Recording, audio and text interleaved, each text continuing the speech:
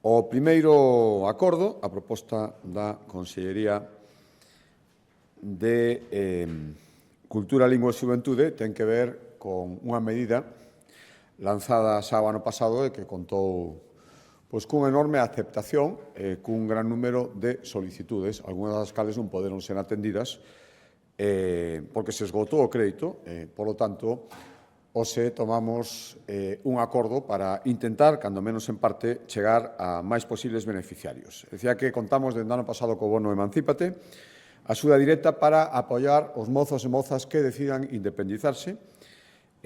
Chegamos na primeira convocatoria do ano pasado a algo máis de 1.000 mozos e mozas, 1.070, hai que dicir, ademais, que 6 de cada 10 beneficiarios, 60%, tiñan menos de 30 anos.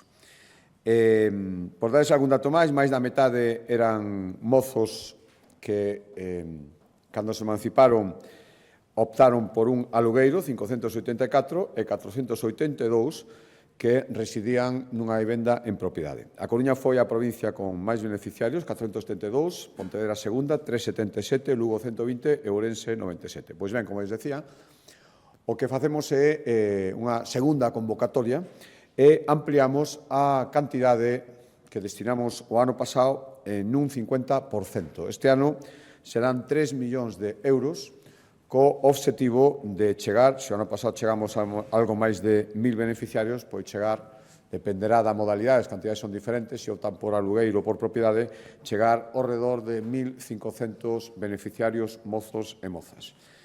A cuantía serán 1.500 euros para os que decidan vivir de alugueiro e algo máis, o doble, 3.000 no caso de que se independicen cunha vivenda en propiedade. Os gastos son, igual que o ano pasado, para sufragar os gastos iniciais que se derivan de empezar a vivir de xeito independente, compra de mobles, de baño, de cociña ou determinado tipo de electrodomésticos de primeira necesidade.